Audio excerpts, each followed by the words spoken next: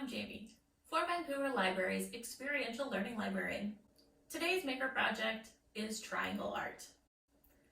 For today's project, you're going to need some thin cardboard. I have the cereal box here. I'm actually going to repurpose my building squares from a few days ago. You'll need something to color with, so I'm going to use markers. If you have paint, that's awesome.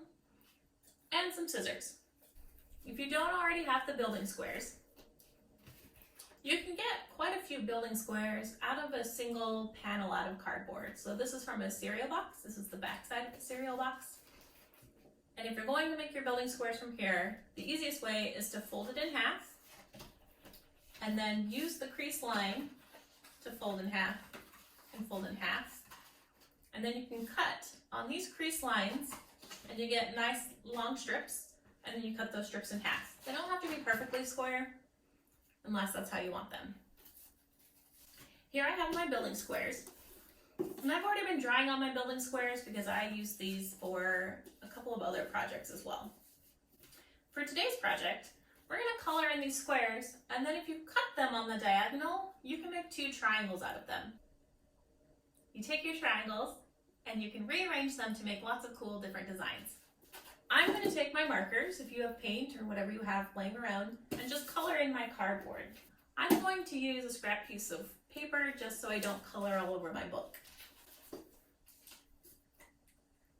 If you want to, and you can draw crazy lines on here like I have from my board game project, or you can color the whole square one color. You do you. It's your square.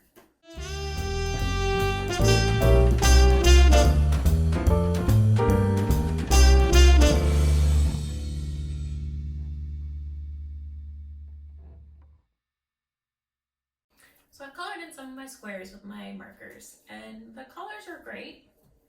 Some of them, yellow doesn't work so good. You can try some different things to color your squares if you want brighter colors. One option is to take a piece of white paper, cut it so it fits your square. Get brighter colors that way. So our yellow is much brighter. Another option, if you have some paint at home, if you have this super cheap acrylic craft paint,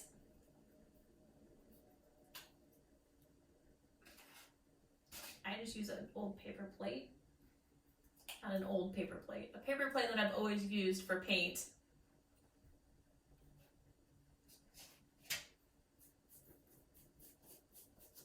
Problem with using paint is you have to wait for it to dry. Who has time for that? There's a yellow painted square. If I want it to be super fancy, paint it white first.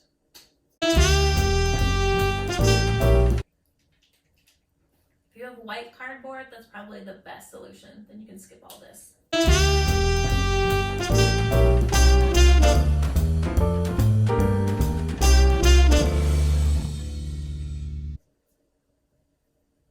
So there's a square painted white, and then put green over the top. The green's kind of light because there's still white on my paintbrush, but that's okay. Part of the fun of this project is experimenting with different ways of coloring objects and see how you can get the results you really want to get. Now that our squares are colored, we're going to cut them up. So the cool thing about making triangles out of squares is if you cut along the diagonal from one corner to one corner, you'll get two triangles. One triangle, two triangle. They have three sides, and they still fit back together to make a square.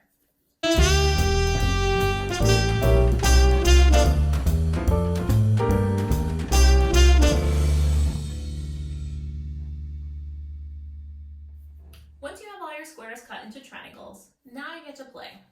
If you have some paper, it's really fun to lay out your colored triangles in a crazy shape.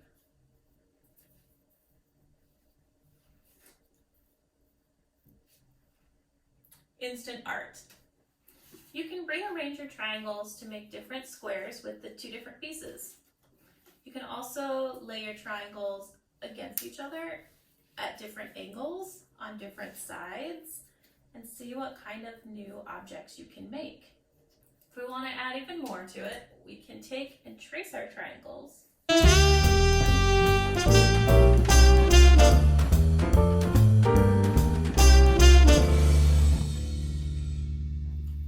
I just did a rough trace, leaving some of the lines undone.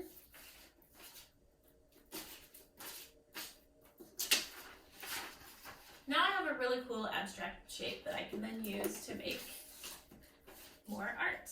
I can connect these lines in different ways. They don't even have to make triangles.